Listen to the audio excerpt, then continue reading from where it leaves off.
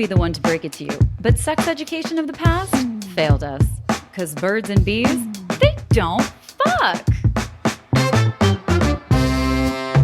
Welcome to Birds and Bees Don't Fuck, a show where we learn exactly how bad our formative sex education, or lack thereof, really was. I'm your host, Ariel Zadok. I'm an intimacy coordinator and sexologist. My guest today is a stand-up comedian, host of the Meter Game Show, and one of Just for Laughs' new faces of 2022. Welcome to the show, Andrew Orolfo. Hi. Hey. How are you? Good. You have a nice radio voice. Oh, I feel like that you. was great. Was it? Oh, Yeah. Thank you. That's great. If anyone would like to hire me for voiceovers, please do. I used to do voiceovers. I worked at an agency. I lived in New Zealand for a little while, for like 4 years. So Okay. a lot of while. Right.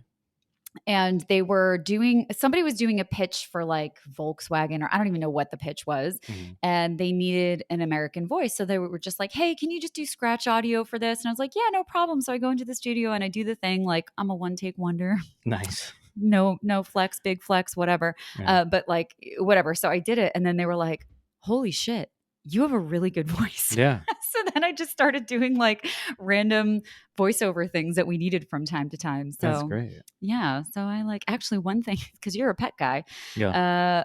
We did this Canine FM. We did a radio station for dogs. Okay. It was this whole thing for pedigree. And it was like one of the coolest projects. Yeah. And we had this whole thing that were all these different radio shows for dogs. So I did like the bumper for it. And then I did like this meditation. And it was like, what do you mean radio for dogs? it was, so you know how people leave radios on for dogs? I did not know that. Oh yeah. So people leave radios on, like just music or whatever. Yeah, I leave the TV on sometimes. Yeah. So we leave things on for dogs. And so the whole idea was that we were going to create a radio station that was specifically for dogs. They bought radio time. They actually got like Canine FM in New Zealand. It was a thing. Yeah. And so we had all of these shows. So we had like a David Attenborough kind of guy that was doing, they were doing like sports radio with like Fetch in the park. Okay. like doing play-by-plays of like dogs playing in the park. I was like a dog therapist or something. Okay. I did all of the Canine FM, sit, stay, good boy. That's incredible. It was really, really great. And it's one of the reasons why I love advertising and agency work. Like if you're with the right agency, and this was BBDO, Colenso BBDO in New Zealand, and they're like top creative agency. They were amazing to work with. But like the creative minds that exist when you have a boundary and when you're like, this is what we're trying to do. And then like the shit that comes out of creatives' brains, and you're a comedian, so I include you in that too. Thanks. It's just like, what the fuck? Yeah. I mean, having a radio station just to play for dogs, I would never think that. That's so crazy. Yeah. But then with that brief, like you would probably come up with some like wild shit. I guess, maybe. I believe in you. I don't know. Did you have any dogs call in?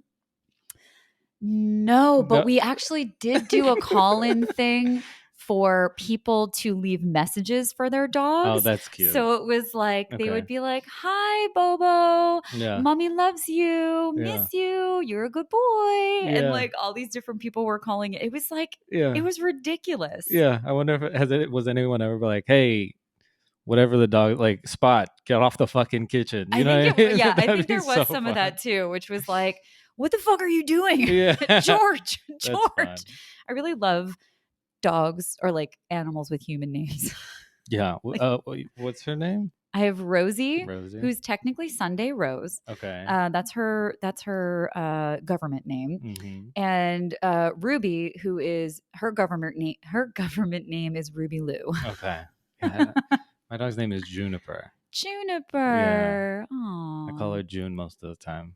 June. That's sweet. But I never gave her a last name. I should probably do that. I mean, she is your last name. Okay, yeah, sure. My dogs have middle names. Okay, my little creatures. Dogs. Sorry, Ruby, you're a dog now. She killed a hummingbird today. So we've had had an exciting day. How'd she catch it? I don't know. This bitch is just out here living her best life, Is she outside? murdering. Yeah, she lives in the courtyard. She Oh, hangs. She was a Hollywood street hoe, okay. and now she's a house hoe. Yeah. But she hangs out in the courtyard. She's no Okay. interest in going further than that. She's like, Perfect. this is it's wild out there. Yeah, yeah, So yeah. But anyway, yeah. hi. Yeah. Hi. Hi. So, So as you can see, we just have random conversations on this show sometimes. yeah. Yeah, I learned about a hummingbird dying. I mean, I So, guess it is birds and bees, oh, and yeah. sex and death, they all go together. Mm-hmm. Yeah, sometimes you get close to death and then you come. You know what I mean? So true. Some people love that. Yeah, and sometimes you see God. I You haven't know? yet, but I'll tell you, I have become a religious woman from time to time, really? just before and during coming. Okay. Yeah, I mean, I haven't had sex. I maybe I'm not having like the best sex then if I haven't seen God yet. Yeah. Yeah. Tell you what, yeah, it is possible to believe Yeah. in God or see God Yeah. or Yeah. have otherworldly experiences when you are fucking I know. or making sweet, sweet love or whatever you want to call it. Really, Yeah. you know, Like both. tantra can help with that. What is that again? Tantra is it's a kind of like a yoga practice, but it's a lot of breath work and it's a lot Mm-hmm. of playing with energy. And so Okay. if you think about like foreplay, for example, it's like this super heightened foreplay, and it doesn't Yeah. have to do with sex necessarily. Mm-hmm. Like it's things like eye gazing and Mm. co-breathing and like connecting different chakras, which are just energy centers of the body, and like focusing on different areas. So when Yeah. you're like with yourself or with another person and like connecting on that level, Mm-hmm. it helps you get to like this whole different access of pleasure Okay. and just integration with your body, and Yeah. like it's real good. Highly recommend. 10 out of 10. Yeah, I've seen like documentaries where the people are just like standing there and then they are able to come. I'm like, how do you do that? It's all energy, man. Man. That sounds a I need little to woo learn woo. that. That Yeah. sounds real woo woo. Yeah. But breath work. It's like Yeah. our bodies are all connected. So Yeah. it's like when we can calm our nervous systems down to a certain point, Mm-hmm. then we do have access to our hormones and our muscles and just like all this other shit. And also you're getting out of your head. Yeah. And I think with people with penises, we forget that like sex is about their heads too. Like Yeah. we always say like, oh yeah, like women, people with vulvas, it's all in their head. It's like, nah, Yeah. that's a human thing. Yeah. Like, let's just like get down to that for a second. Yeah. So can you like do that by yourself, or do you always have to have like a partner? No, you can do that by yourself. Yeah. It's kind of Like dangerous. I it feel is like. kind of dangerous, but it's great. But okay, You so could be at the DMV and just be like just be in like there, breathing. No, Yeah. no Just one like has any having an idea. orgasmic experience at the DMV, which you can do. Yeah. But I think that's like, I love that you bring that up because I think part of the problem with masturbating, which is like fully support masturbation, like Sure. absolutely have a self pleasure practice, Mhm. but we're so often rushing with ourselves, especially men and people with penises. Like Yeah. there's the whole aspect of it where like you grow up and you're like trying not to get caught, so you're like Yeah. rushing through everything. Mhm. So like that's where Mhm. like the wham bam thank you ma'am comes in, and like I never thought about that. like this kind of fucking Yeah. when you're like fast, Mhm. and that adrenaline rush. It's because you've conditioned your body Right. to be that way, Right. and you're like trying not to get caught and blah blah blah. And even with women, like and people with vulvas, like you kind of know you're tried and true. Like I can Mhm. come in 2 fucking minutes, man. Like I'm Right. in, I'm out. Like Yeah. if that's what I got to do, like I'm in and Yeah. out. Yeah. Literally, not always, but anyway. So the point is that when we can kind of mix up our masturbation practices, and when we can Mhm. get into the sensuality with ourselves in masturbation practices, then when you're with a partner, Yeah. there are so many more avenues for pleasure, because a lot of That's times, interesting. yeah, like we don't think about it, right? No, because I'm so different when I'm masturbating than I am during sex. They're like two different things. Totally. Like I don't think I've ever masturbated and not had to be had to be somewhere like immediately. Right? Like we don't give ourselves the time. You're Yeah. like, I gotta Yeah. go. I have to do this and then I gotta go to this meeting. You know what I mean? Yeah. Like, yeah. But sex, I'm like, I'm all about just being in the moment and stuff like that. I like Yeah. that. And we can do that with ourselves too. Yeah, I Like, never think about it though. we don't, because we don't. Yeah. Also, I feel like so much of our masturbation practices are just like, they are a little bit more spontaneous Mhm. than, because desire, there's like, we have this idea that desire is like always spontaneous. And with a partner, it's like always spontaneous. Mhm. But that's not really how it is. True. Desire is responsive. And so I think a lot of times when we're masturbating, maybe we like got into like a little cheeky little sexting thing, or maybe we Mm. saw an image, or we had an idea, or like you wake up with a heart on or Mhm. whatever. And so I guess that's not spontaneous at all. It is reactive, but then you're like, oh, well, let me just knock one out and then I got to go do my thing, Yeah. as opposed to being like, I'm going to have a night with myself, or like, Yeah. I'm going to do this before I go to bed, and like really giving Mhm. yourself the time and space that you give, hopefully, a partner. Yeah. Hopefully, you're giving a partner I'm that. realizing now that mine is just like on a schedule. Yeah. That's not good. Yeah. Yeah. It's like Well, part of my routine.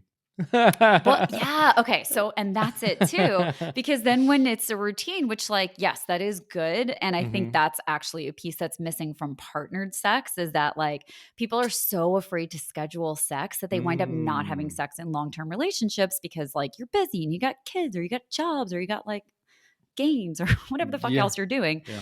So there's like this stigma against scheduling sex with a partner, when Mhm. that can really completely change everything. Yeah. But then when you're masturbating, you're like, okay, I'm going to get this, and then I'm going to do this, and then I'm going to do this. And then it becomes like a chore, which it can become with a partner too, Mhm. as opposed to like creating space. Right. It's like, Yeah.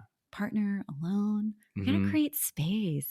Make yourself a fucking bath, light some Yeah. candles, get some roses. Yeah. Yeah, because every time because yeah, like growing up, like if like making a schedule always felt like business rather Right? than, but maybe not now. It's business time. Yeah. Oh, see, now that Have you you ever say it heard like that that, song? by who? Flight of the Concords. Oh yeah, yeah, It's fucking hilarious. yeah, yeah, yeah, yeah. But yeah, business time can be It sexy, can be. you I know? believe that. I believe that too. I know that for truth. Cause like, think about, Are you scheduling a lot right now? I'm not scheduling a lot. I'm Okay. I'm I'm currently, I don't have any partners to be scheduling anything Oh, with. okay. So there's Okay. that. Okay. Um and for me with masturbation, like I don't think about it a lot, and then I'm like, "Girl, you haven't fucked yourself in like a while. Right. We got to do this." Yeah. Although I did have a fun little sexting thing with somebody yesterday. Good. Good Yeah, for that was you. that was like it was a good morning thing. I mean, like it wasn't like a hey, good morning, gorgeous. It was just like we were both at like play parties, and we were like reflecting on that. We didn't play together. What And it is just like that? escalated real quickly. Oh, what is that? Yeah. What is A that? play party is a sex party. Okay. But we don't call them sex parties because sex is not required. Yeah. And a lot of times, like, you are just playing, which can be Hmm. like having a little spanking, or maybe getting tied, or like, maybe you are having a little bit oral or a little bit of digital, which is like hand Yeah. stuff, hand stuff. But yeah, they're called play parties. But anyway, like, Okay. sometimes it just like happens like that and things escalate quickly. And then, Yeah. I'm like, well, I came a while ago, but I'm gonna still text with you and help you out a little. Nice. Oh, so considerate. Yeah, I am considerate. I'm too considerate, to be honest with you. I'm working on that part. But yeah, I don't schedule it, but I try to be aware Hmm. of like, it's been a while since you've done that. Yeah. Or like, it's been a while since you've like created space for a full experience. Yeah. And that doesn't necessarily mean that there has to be an orgasm or genital touch or anything like that, but just Hmm. like, I try to just be aware of like, have you not like touched your body in a while, or like have you Hmm. not sunk in a little while? Like Yeah. what's going on? Why are you not doing that? Like, Yeah. just let's just, even if you, cuz sometimes you're just like, I just don't feel like it and I don't feel good, but then it's like, okay, well, just turn down the lights, put on some music, and give yourself a leg massage and Okay. see how that feels. Or like, Yeah. just, maybe there's something soft in the room that you want to just like tickle your belly with, or something like that. Like, Okay. how can you create space for pleasure and then see where it goes? Yeah. Same for sex with Yeah. partners. Yeah. Okay. That's so interesting. Yeah. I never thought of it like that. Because we don't. Like, we Mm-hmm. don't really, there's such I talk a lot about sexual scripts Mm-hmm. because with ourselves and with partners, we're Mm-hmm. just like, okay, we're going to do this, we're going to do this, we're going to do this, we're going to do this, and then we're done. Yeah. Or like, okay, I got to wake up, I'm going to brush my teeth, I'm going to jerk off, and then I'm going to get dressed, take a shower, go, whatever. Right. So it's like, we have these scripts that we follow that Yeah. doesn't really allow for improvisation and Yeah. exploration. Because I feel like as I got older, I feel like I don't prioritize sex as much Mm. anymore. Mm-hmm. No, maybe because I'm so busy or stuff like that. But I have a partner now, and it's good. It's Yeah. been really good. Yeah. Yeah, and I think, like, there's been a lot of stigma around prioritizing sex as Mm-hmm. if, like, and especially when you're looking at partnerships and whether or not you vibe, and it's Mm-hmm. like, well, that's not important. It's like, yes, it It is. is. It's so important. Yeah. Well, when I'm in a relationship, I'm like definitely like, oh, it's super important. Mm-hmm. But if I'm single, like I don't. It doesn't bother me if I don't have sex for like a year because Yeah. I've done that before where I just like was in a long relationship, became heartbroken, was just like I'm not gonna do anything for like a while, and then, but if I'm in a relationship, I actually like want to a lot. Yeah. Well, because sex begets sex too. Hmm. So oftentimes, if we're not having sex, like, you don't miss it that much because your Right. body's not like revved up for it. Hmm. But then when you are having sex, then you want more of it because Exactly. it's, as long as it's good. Because I will Yeah. say, I've had so much bad sex in my life. That's Some, part of yeah, why me I do what I too. do. Me too. And some of it's my fault, you know. Yeah, I yeah. get it. And Yeah. then you're like, I don't want to do this. Yeah. I mean, I've been in multiple sexless relationships because the sex was just fucking bad. And I'm like, Yeah. I don't want this. Yeah. This is terrible. So do you think can you overcome that, or it's just like a vibe thing A where hundred it's percent. Um, I think that well, it depends. It mm, depends on, I think for me personally, in those relationships, they were not good matches and I mhm, was not necessarily in them for the right reasons. Like, I was not being fulfilled on multiple levels, not just the sexual level. So mhm, in that scenario, no, I don't think that that's fixable because it's part of a bigger problem of a mismatch. right, But if there are all of these other pieces of these two humans sharing their lives together and walking through something together that does work, mhm, then yes, there are so many things that we can do to get the sexuality yeah, in a wheelhouse where it feels good for both parties. And sometimes that might mean that the sex is going to come from outside of that relationship too, which is mm, great and yeah, wonderful. I mean, that's why non-monogamy is wonderful. yeah, That doesn't work for everybody, sure, but if everything else is great in the relationship and it's not a good sexual match, which happens, especially if you have a sexual partner and an asexual partner, mhm, then looking outside of the relationship to fulfill those needs mhm, is so valuable, and yeah, that can save the relationship. sure. So what about this? What if say you are starting a new relationship with somebody and this person's great, they have everything you want outside of sex, but then when you have sex for the first time, it's like awful. So how do you dress that up top? You know what I So, mean? That's kind of like yeah. an intimate thing, but it's like Mhm. everything else is good. Like you're a great person and stuff like that. But then if the sex is bad for the first time and it's like Yeah. an issue, Well, how do you deal with that? so sex the first time Hmm. is mostly going to be bad. It kind of goes, Right. I feel like generally Yeah. one or two ways. Either it starts off really bad and it can improve, or Yeah. it starts off amazing because you have all those like excitement hormones. And then you go back and do it again and you're like, Yeah. oh, wait, that, that was just my hormones. Yeah. This Yeah. actually wasn't good at all. So, that can kind of go both ways. Yeah. So, in the cases where you meet somebody and you start dating, and sometimes like we withhold sex for a long time, thinking Hmm. like we have to wait all this time, and Sure. then you do have sex, and you're like, wow, Hmm. this is a mismatch. There are things that you can do to find out if it was just nerves in the beginning because sex is Hmm. awkward. Hmm. If maybe, there are some skills and techniques, like there are things that need to be shifted, or maybe there's just foundational information on how bodies work that's missing, which is the Hmm. case for most people, like Yeah. across the board. Most people just don't understand desire and arousal and the Hmm. basics. So understanding that from that perspective, every relationship, no matter how it starts, you have to have the communication. Yeah. So we have to be able to have these open conversations with people Yeah.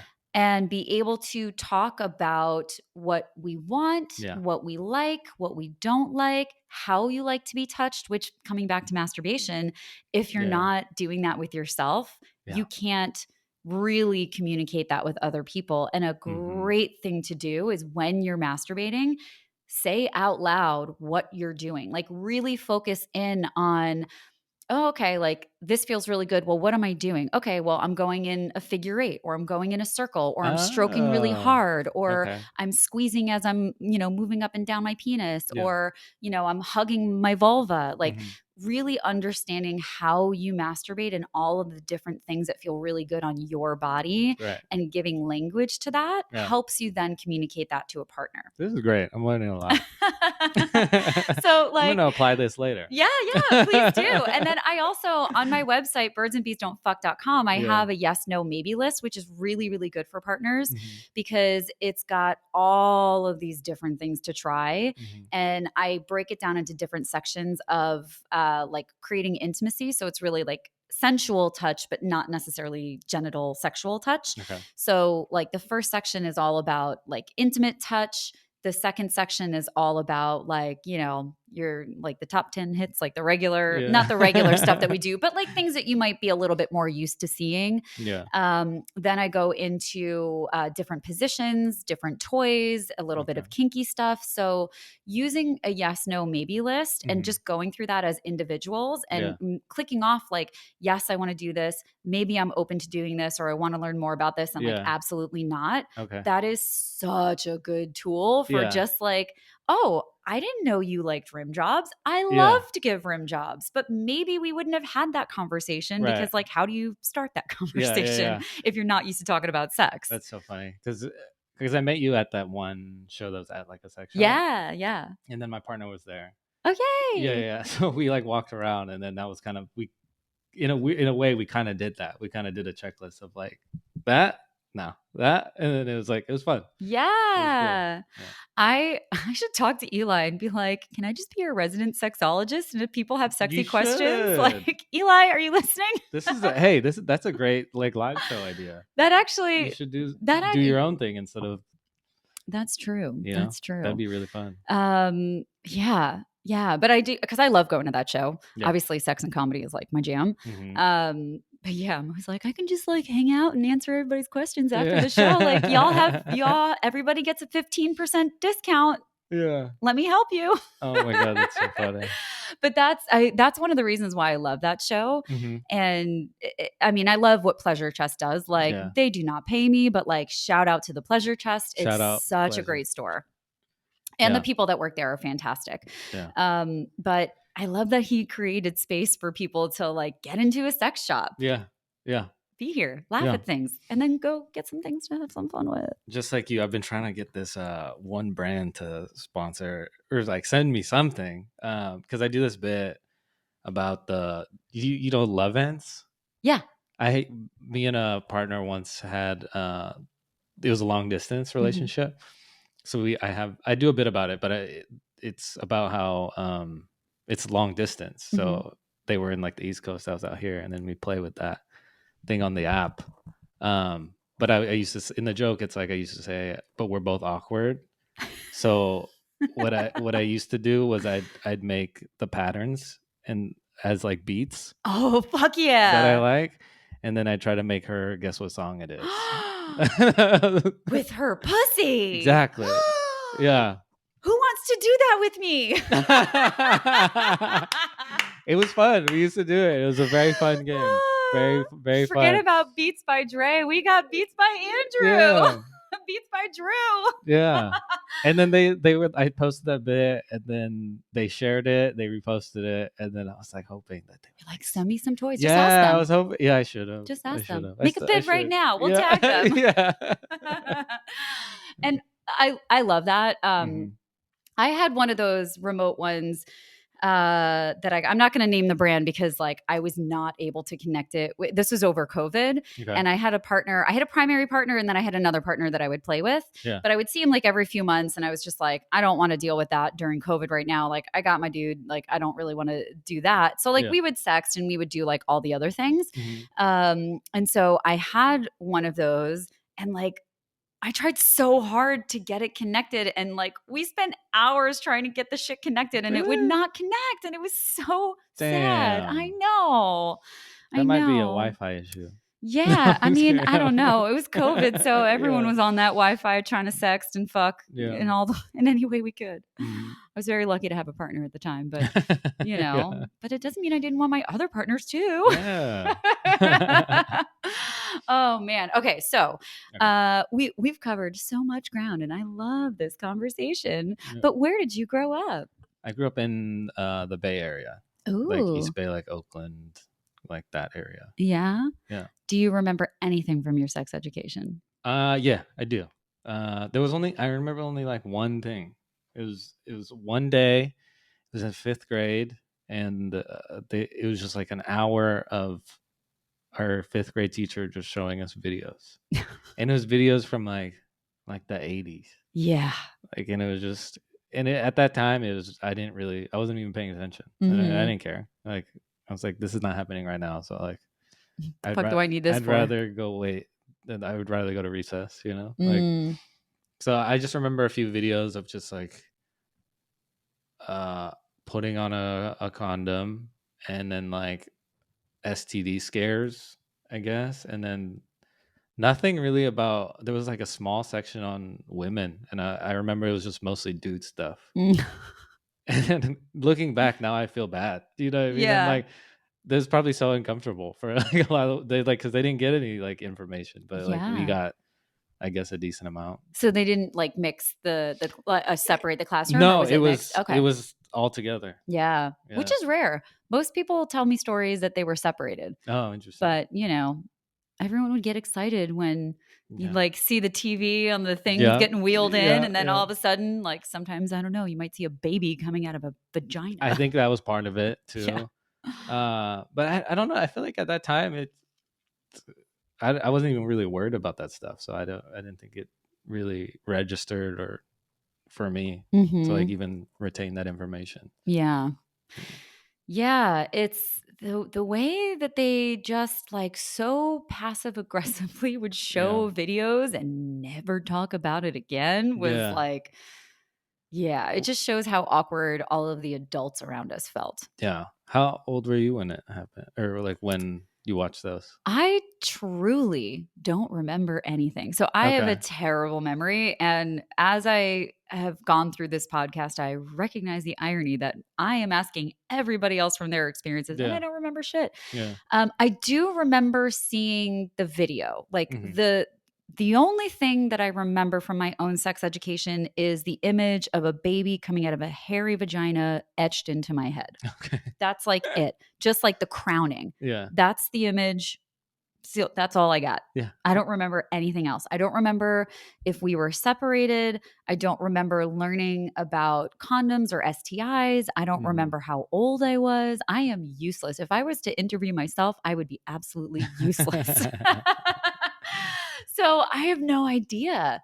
But I went to a Hebrew day school until 6th grade. And I feel like they probably didn't show us anything because Hmm. that would be like I was 11 or 12, I think. Yeah. Well, I have an August birthday, so I was always a little baby. So I was Okay. probably like 11 or something. Hmm. So I don't remember anything from that. And then like maybe junior high, they showed us something, but I Okay. really don't remember like anything about sex education whatsoever. But mind you, like I gave my first blowjob when I was 14. So like Nice. I was doing stuff. Maybe I was younger. No, I think it was 14. Okay. I was a freshman in high school. Okay. But again, I was young, so I was probably like 14. Yeah.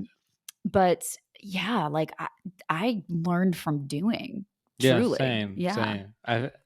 I feel like I like peaked in high school, Mm. like in terms of like having like after like high school and getting into maybe a little bit into college, I was a little promiscuous, but I feel like I did most of the work in high school. Like Yeah. when I was young. Like I feel like I lost my I started like messing around in like when I was 14, 15. Same Hmm. thing. Yeah. Was there a reason that you scaled it down, like personal reason?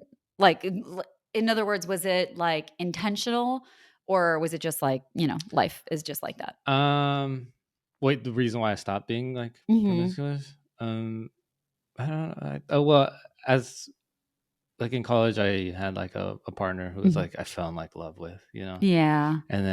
And she was a lot older than me, and she had like a house, and I was like a kid, and she like it Wow. was tight. It was Wait, actually whoa. pretty tight. Now that I'm saying this out loud, it was Let's pretty dig cool. into that one. How much older was she? I was 21. I was going on. Yeah, I had just turned 21, and I think she was like 27. Damn it, she had a house? Yeah, Damn. yeah. She already had like her career and everything, and I was just like some kid. But she'd also like right before me, so technically I got U-hauled. Yeah, you did. Because before me, like right before me, she was dating a woman for like 5 or 6 years, Yeah. and then I met her at like a mutual friends like party club type thing, and then we like danced, and then we like hung out, and then a week later, uh, or I think we might have hooked up that night or the night after, and then like a week or two later, she was like, "You want to move into my place?" And I was like, Wow. "Okay." You're like, yeah, that sounds dope. Yeah, I was like, I'm "That's so cool." glad that you clarified that she was with a woman before because Yeah, the when, U-Haul wouldn't make yeah, sense. I know. Yeah, Because you yeah, said U-Haul and I was like, I've never heard straight people yeah. No, use no, that no, no, before. no, no, no, no, no. Yeah, no, no. Or a straight couple, I should Yeah, say, because I don't yeah, know what the people are. But yeah. yeah, that's hilarious. And so uh, for the people in the crowd, Yeah. will you explain U-hauling? I was just like, in the lesbian community, it's just they move so fast, and they'll ask someone to move in like a day after knowing them or something like that. Yeah, yeah. Yeah, And so that's called U-hauling. yeah. So you'll hear that being tossed around. It's Which like, also I get, rent is high. yeah, yeah. And there's like and there's a club in San Francisco that me and my friend would go to all the time. It's called U-Haul. Really? Yeah, Oh, I love that. yeah, That sounds, I'm like, yeah, who's over there?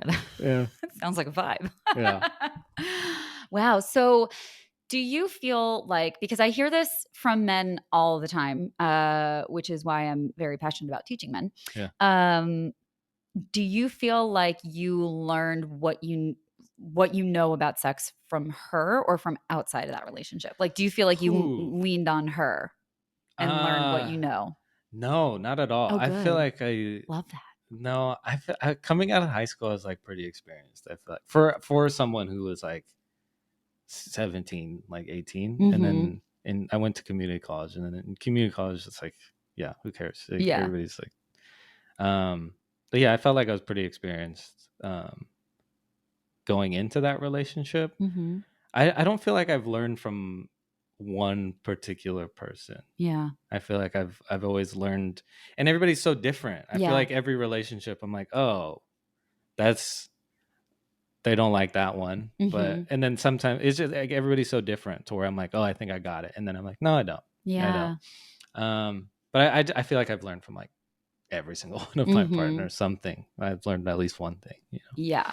Well, Yeah, hopefully that we're all doing that, right? yeah, And I thinking about how every body is different. yeah, I think again, this is something that we minimize for men and people with penises hmm, because their bodies are different too. yeah, I've had people that like their dicks are so sensitive yeah, that they can like there's just so little that they can actually take on the shaft. yeah, And then other people that are just like that have like gigantic balls like bigger than I've ever seen in my yeah, life, and like hmm, other people and they like a lot of activity there. right, So like we have this idea oftentimes that like dudes fuck, like granted they do fuck us the same way for the most part, but that like they like all of the same things too, but yeah, like even men like different things. And I yeah, think with men oftentimes they don't have access to the experience of sensuality, hmm, and a lot of the work that I do is in sensuality and introducing that to people and like helping them learn all those skills. And when I see men experience that soft touch for the first time, hmm. it's just like these light bulbs go off. It's like it's a whole new experience Yeah, because most men are just not used to that type of touch, Yeah. and it's like, there's so much more. There's so much available to us if we're willing to explore it. Yeah. I feel like I became more, I guess, like aware of that kind of stuff later. Mm. Um, maybe like 5-6 years ago, probably, Mm-hmm. where I'm like, oh, this now, like now I'm comfortable with saying things Yeah. that like that I'm okay with, or like that I'm like never really like embarrassed about like talking about it now. Yeah. You know what I mean? So now I'm like, okay, let's talk. Let's like, this is what I like. That's, like, that's where I'm at right now. The feedback loop. Yeah. The feedback loop is so important. And I also love hearing what they like. Like, I think Yeah. it's so interesting. Like, yeah. Yeah. Me too. I'm like, let's go to the tapes. Yeah. Like, I love a debrief. A debrief Yeah. is so good Yeah. but also you have to be aware of like when that happens, Sure. because some people do not want to debrief in aftercare. Other people do. Maybe you don't. Like, maybe you need to like take a nap for like a half an hour and then you can kind of debrief, or maybe it has to be a totally separate conversation, which I'm very much a proponent of. Don't have sex talks in the bedroom. Like, you can, if you want to do a little bit of like as part of your aftercare and that works for both of you, I think that's Right. wonderful and beautiful, and you're in a receptive space together. Yeah. But like outside of that, don't do it where you fuck, because there are a lot of emotions that are there. True. There's like a lot of, True. you could be aroused talking about it and then like lose Yeah. yourself. Like, now the conversation is gone because everybody's just fucking horny and like you missed the point. Oh yeah. Or you're like activated in different ways. Yeah, I mean, there's been times where they're like, yeah, come in me, and then you do it, and then they're like, we probably shouldn't have done that. Yeah. That's it. Because you get caught up in stuff, which Yeah. is totally understandable. Yeah. But yeah, it is really important to have those conversations. Yes. Like outside of the moment. Yes. And even like the sexual health conversations too. Like, I have herpes. So I tell everybody, because we need to normalize that conversation. Because by the way, fucking everybody's got herpes and we just don't talk about it. Yeah. Not everybody. Obviously as an educator, I don't say those statements, but like, yeah, you got it. You idiot. You said that, not me.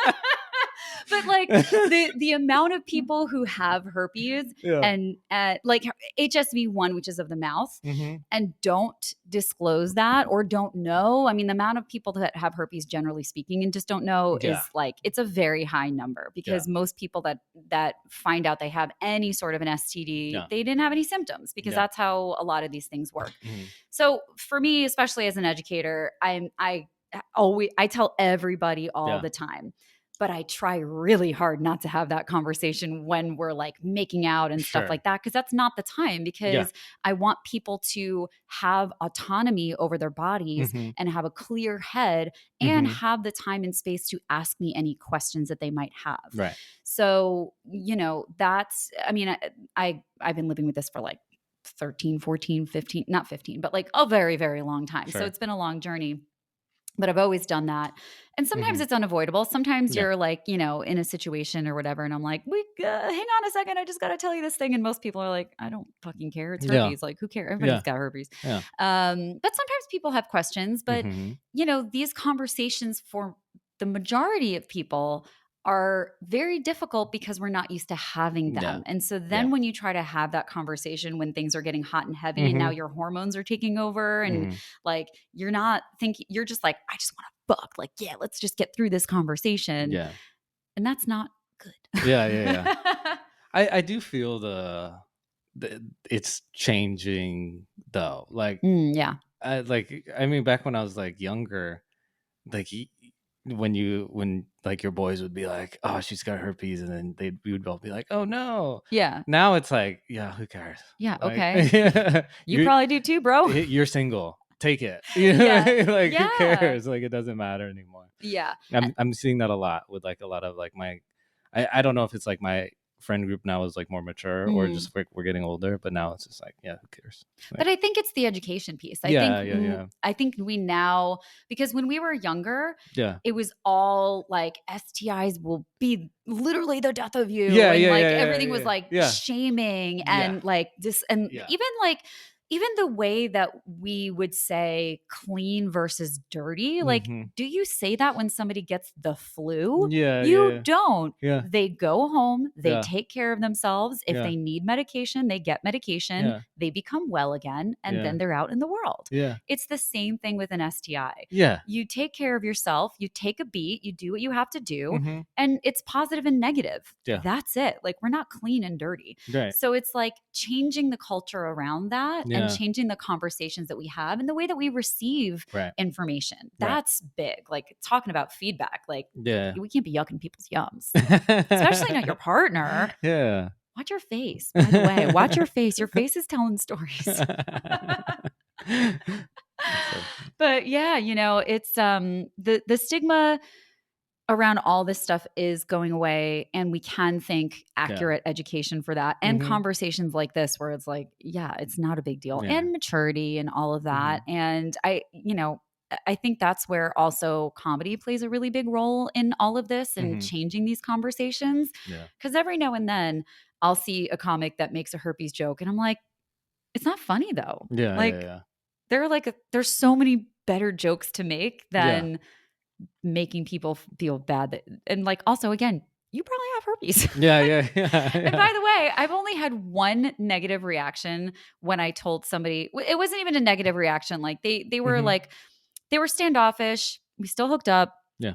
And then they were like a little bit blamey with me afterwards. Like, it was a weird, the whole thing was really weird, and they were really scared and blah, blah, blah. And they came to me for advice, and it was like, okay, you literally just ghosted me, and now you want my information as a professional, like, boundaries. But turned out that this person had herpes, and not the kind that I have, and in a different area of their body that it would have been impossible for me to give it to them, even if it was the same strain. Right. So it was like, I think they probably, under the surface, knew that they were maybe having some unhealthy behavior. I mean, obviously I'm totally speculating, but like, maybe me having that conversation and being like, hey, this is the situation. We don't have to do anything right now. I'm happy to answer any and all questions that you have, blah, blah, blah. Maybe that was them kind of thinking about other choices that they made and then becoming fearful about that. And then in the end, they did have herpes, and it's like not a big deal. But it's interesting that that's. Wait, so they had it before you already? I don't know. I don't know. Okay. Yeah, because it was the timeline would have been around the same time, but the strain and the location and all of that would have made it, and the contact that we had would have made it nearly like the percentage, because there's always a risk when you're with somebody who has herpes. There's always a risk, even if they're not having an outbreak. It's all about your immune system, their immune system, the viral load, all of that stuff. So, while to my knowledge I've never passed it on to anybody, the risk is never going to be zero. The risk is never zero with anything, by the way. Right. So it couldn't have been from me based off of the science and the data. But the timing was like kind of similar. So I think that this person probably contracted it somewhere around the same time and had their first outbreak. But in saying that, they could have contracted years ago and had their first outbreak, because again, that's how the virus works. It can be dormant in your body. I got it from a boyfriend who did not know that he had herpes. So until I got it, because my immune system was low and I worked differently than their body worked. So, the risks are never zero, and these things can show up long, later, because bodies are weird. Bodies do things.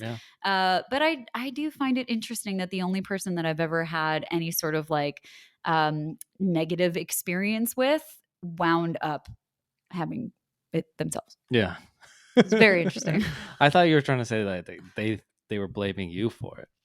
I don't know that they were, okay, but I also don't know that they weren't. Okay. There were some parts of the conversation that felt, or conversations that felt a little bit like, are you indicate, like, are you trying to blame this on me, which like don't blame people for contracting STIs first Yeah. and foremost. Even if you did get it from somebody, this is That's a part a of that's a having sex. yeah.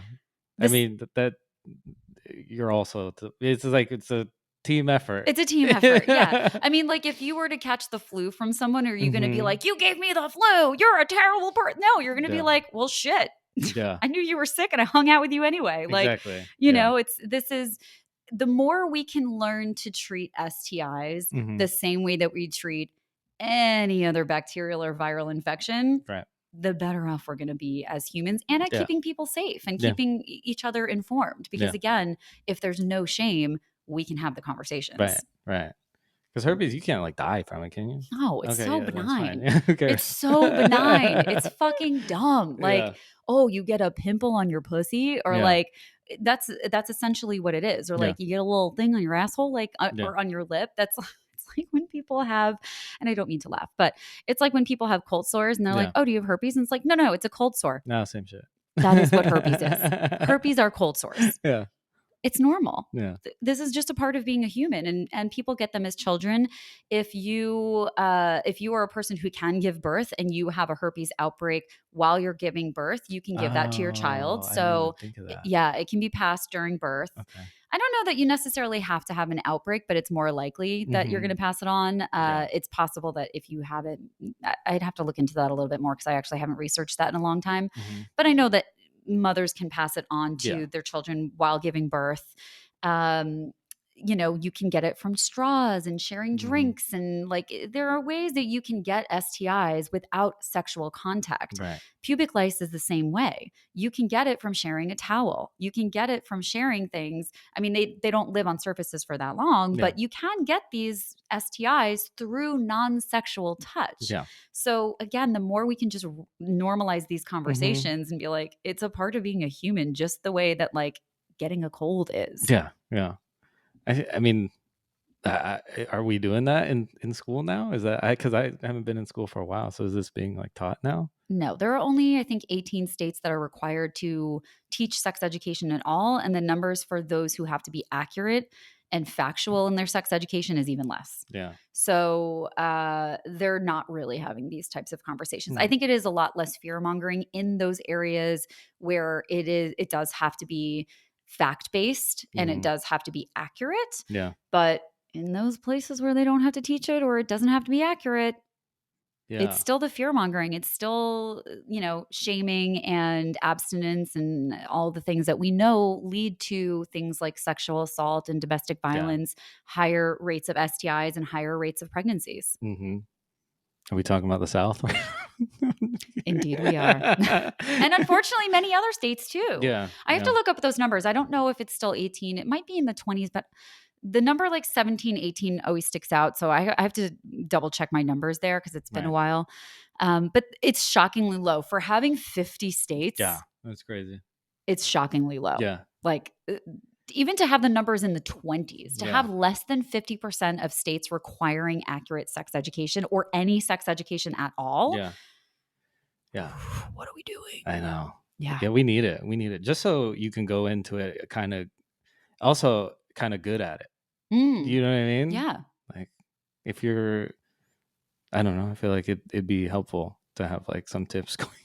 Yeah, I mean the pleasure conversation Yeah. is like we're barely Yeah. even having consent conversations. Yeah. And there True. are of course like wonderful organizations that are out there doing it. Mhm. Like OWL is a great organization. It's Our Whole Lives, I think is what it stands for. Okay. But they're an organization that they teach sex education to kids, and they are primarily having those conversations around Mhm. consent and autonomy and all those things. I think 'Cause, that's like, very important. For we sure. never had Yeah, I that. never had that ever. No. No. It was like Nah. if it was very manipulative when I was Yeah. growing up. Like, Yeah. and I still see that in a lot of men today, especially if I'm with like an older man. Mhm. I can still see the Yeah. culture of that. Of course. And, you know, of course nobody wants to be that guy. Like I know that people mean well and men mean well. And that's why I think we do, as fucked up as many of y'all are, which obviously like none of you guys are listening to this if you're listening to this podcast, like you're not that guy. You're already wanting to do better. So like, thank you for being here.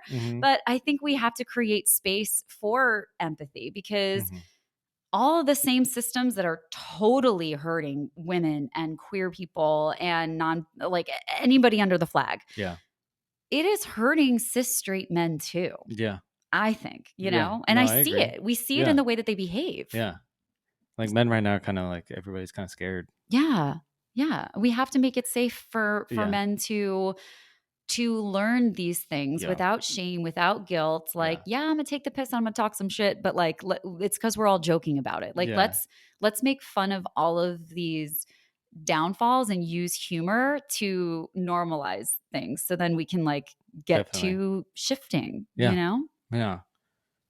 I agree. How did you learn how to be comfortable talking about sex? What was it for you that like got yourself out of your head or whatever it was? Does it seem like I'm comfortable talking about that? I mean, no, because you said before that like kidding. You can have the conversations. I'm kidding. You seem very uncomfortable. What was the question again? Sorry. What was it that helped you become comfortable having those conversations with partners? Every time I talked about it, just with a partner, the relationship got a little better. So, and things got less awkward. Yeah. And then I love not being awkward. So I don't know. And now I'm at the point where I'm just like, I guess it's like, I don't want to say like not wasting time, but there is something about like, oh, it's nice to just learn about each other and see maybe this isn't what we're supposed to be doing, you know? And it just cutting out a bunch of just unnecessary like things it's efficient, really. Yeah, it's super efficient. It's very efficient to just have conversations about sex. What do you like? What do you not like? And also like giving direction in the moment too. That is really important. And taking direction, because I've given many directions in my time and those directions have not been followed. If a woman is giving you directions, do everything that you possibly can to follow said directions. And that's also the thing I like about that too, because I'm very much like in stand up too, and I like acting and stuff like that. I love having direction. I love not necessarily feedback's great. I love that. It's just like I just like to know that I'm doing something right or headed in that right direction. Yeah. For everything in my life. Totally. Like literally everything. And that's I just apply that to everything. So it's that affirmation. It's like, yep, good job. Yeah. Good girl. Good boy. Because I don't like to. I hate being in my head like, oh, am I doing this right? It's just like, tell me about like tell me where to go. And I'll follow. I'll figure it out. Yeah. And I know that people are like, well, if they're arching their back and if they're moaning and like, yes, those can be nonverbal cues. Yeah, sure.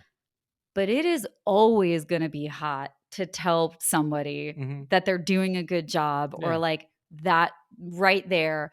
Don't move a little to the left. Like, it's your pleasure. Yeah. Cause it's not like I, just because I'm not doing it the way whatever, it doesn't mean I can't do it that way. Yes. And that it's like, don't be like, I'm not going to like fault someone for doing something I don't like because I didn't tell them. You know what I mean? It's like, that's crazy. Well, it's also like give somebody the opportunity to succeed. Exactly. Yes. Like give them the tools that they need to succeed. Yes.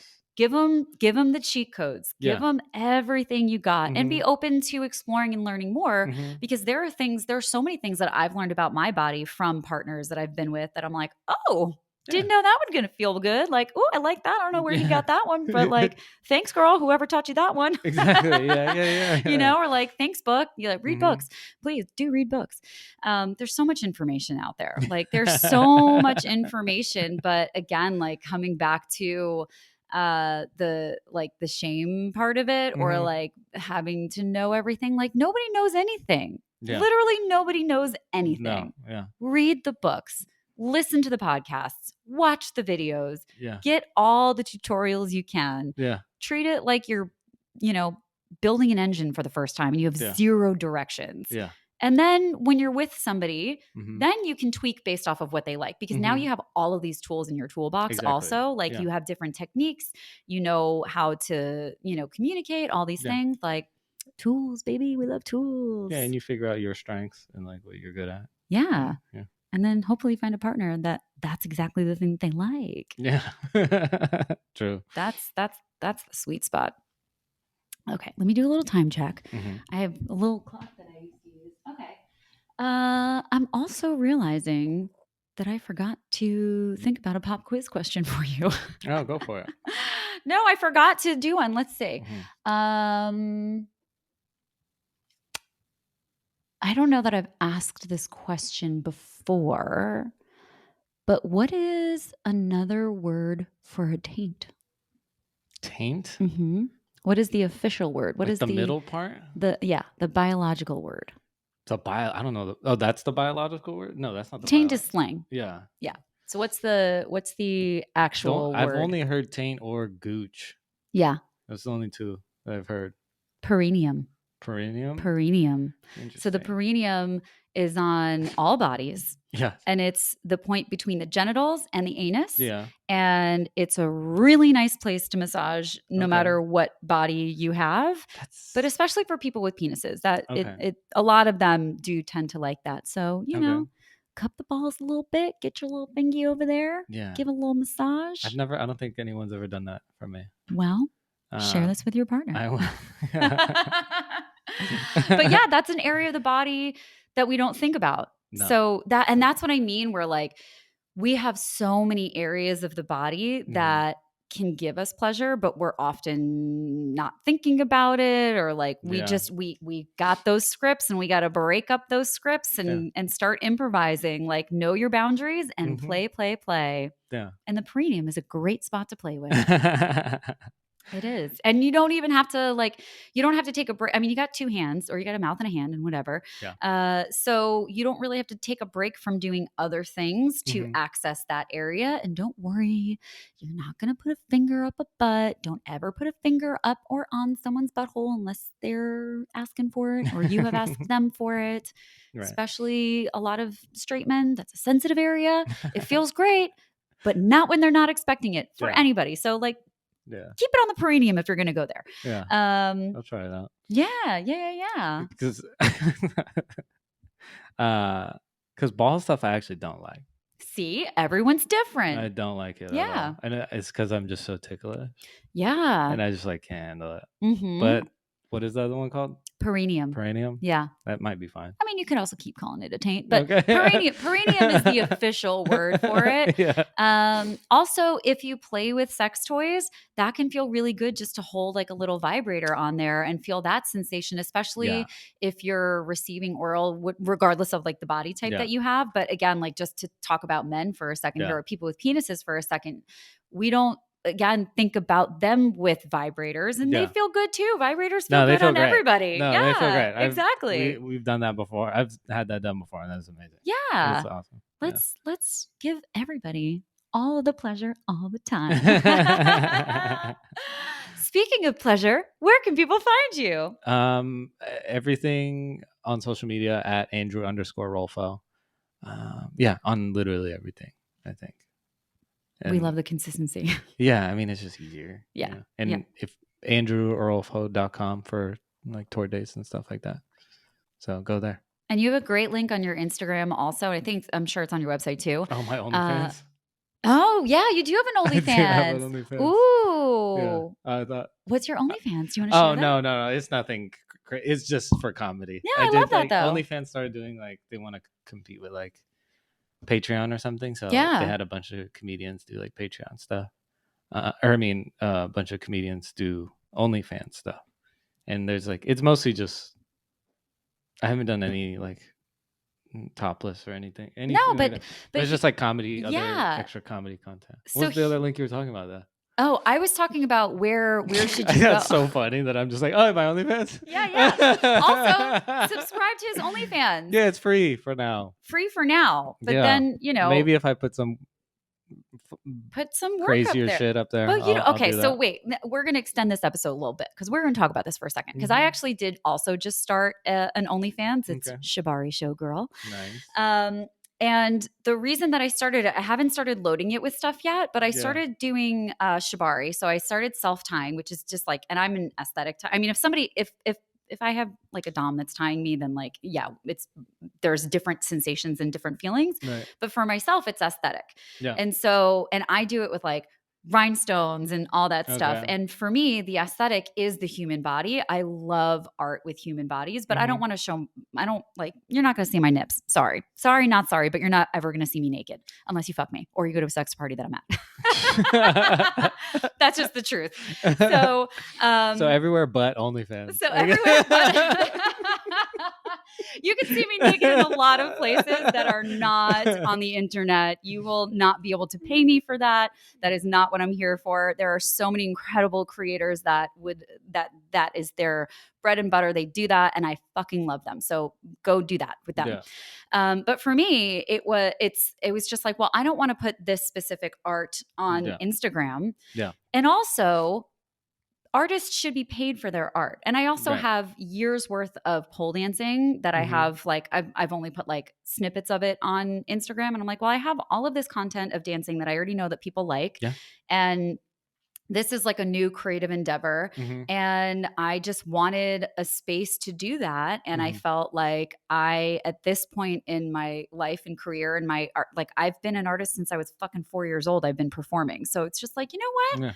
You should monetize on that. Like, and I don't care if I have 1 or 2 people or no people. I don't care. Like, I don't need to be giving away my art for free anymore. Right. And neither do you, and neither does anybody else. And I think that when OnlyFans started, I know that when OnlyFans started, it was not just for sex work. Yeah. It was for all sorts of different things. Yeah. And then COVID happened. And so then it was primarily just sex work. But realistically, OnlyFans is for artists, creators, sex workers. It's for everybody who wants to share their art or experiences or whatever. Yeah. And so, like, sign up for his OnlyFans. Sign up for my OnlyFans. Let's like normalize, people getting paid for their art and supporting people, because it's fucking hard out here. Yeah. It's hard to be an artist for sure. No, I feel like I hate all the comments online about like people hating on people with OnlyFans. It's like, who cares, dude? Who cares? Who cares? If you don't like it, don't be there. Yeah. Like it, and we all have autonomy in how we share our lives, how we share our bodies, how we share our art. And if your body is your art, then that's great. And if it's not, that's great too. But that's your brain and your voice and your comedy. Like that's, I mean, I guess all art is our bodies. It's all coming from our bodies, But yeah, so that's my whole OnlyFans pitch. And like, so if you're an artist, start your OnlyFans. Yeah. If you're an educator, start your OnlyFans. It doesn't have to be just for sex work. It was created for people to share education and art and all of those things. So you'd be surprised on like some of the messages I get on there are like so wholesome. It's not even like, you know what I mean? It's like such nice people on there. Sometimes they just want to talk. It's like, okay. Yeah, because connection, right? Like we're missing connection in our lives so much. So anyway, that's all that. If you like this show, if you like this episode, please do like, subscribe. We're rolling into year 2 now, so that's pretty exciting. Congrats. Thank you. First year was just focusing on creating it, and now it's like, I got to get this out. So, so like, subscribe, send this to a friend. This was such a great conversation. If you want to find me, you can find me at Birds and Bees Don't Fuck everywhere without the U, but honestly, if you looked at it up with the U, I'd show up too. And subscribe to my OnlyFans, Shibari Showgirl. What's up? See some sparkly Shibari. Is it free? No. Okay. No. Mine's free. You gotta. It's I think it's 1869 because 18 is my favorite number, and who doesn't like a 69? because fuck it. If you don't want to join, don't join. And if you want to support me, come and support me. Right. That's your only two options. And maybe I'll share some sexy education stuff on there too. I don't know where it's going to grow to, but it's just like having an outlet to feel valued is important for all of us. Yeah. So, you know, I support all of you in doing that and pay people for their work. That's all. Oh, yeah. Okay, well, thank you so much. Thank you for coming on. Thank you for joining us, and love you. Bye.